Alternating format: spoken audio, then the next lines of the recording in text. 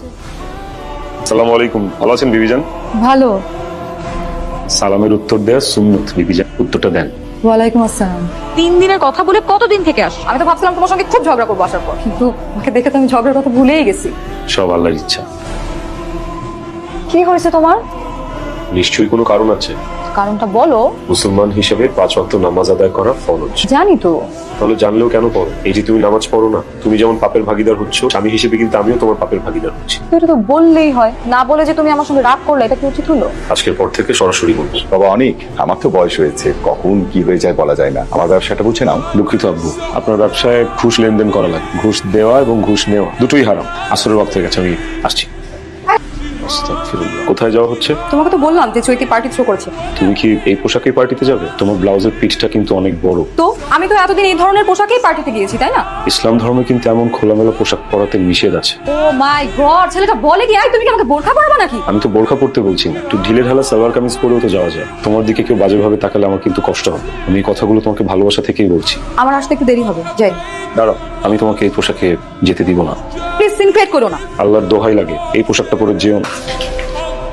পার্টিতে আসছিস সালোয়ার কামিজ পরে? বাদ দে, তুই না বললি এটা লেডিস পার্টি, এখানে তো সবাই আছে। না আমার জামাই কি দোষ করছে? তোর এই মুরব্বী জামাইটাকে অ্যাভয়েড করার জন্যই তো বলতে হইছে। তোর জামাই এগুলো দিতে পারবে না।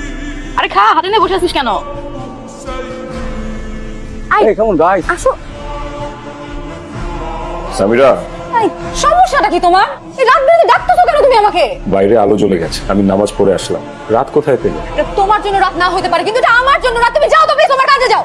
আমি আমার কাজ মসজিদ থেকে করে এসেছি। আর নামাজ পড়া শুধু আমার কাজ না, তোমারও কাজ। তোমাকেও নামাজ পড়তে হবে। আমি কখন কি করবো সেটা আমার ব্যাপার, সেটা তোমাকে বলে দিতে হবে না। অবশ্যই আমি বলবো। কাল রাতে তুমি মদ খেয়ে এসেছো, কিচ্ছু বলিনি। তাই বলে ভেবো না যে তুমি যখন যা খুশি তাই করবে, তোমাকে কিচ্ছু বলা যাবে না। কি বলবা তুমি? মারবা আমাকে? প্রয়োজন হলে স্ত্রীকে সঠিক পথে আনতে যদি মারা লাগে, সেটাও করবে। তুমি আমার বাড়িতে থেকে আমার গায়ে হাত তুলবা?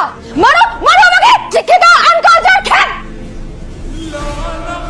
আব্বু, আব্বু প্লিজ তুমি অনেককে থামাও। ধর্ম নিয়ে বাড়াবাড়ি করতেছে, সবকিছুর মধ্যে ধর্মকে টানতেছে।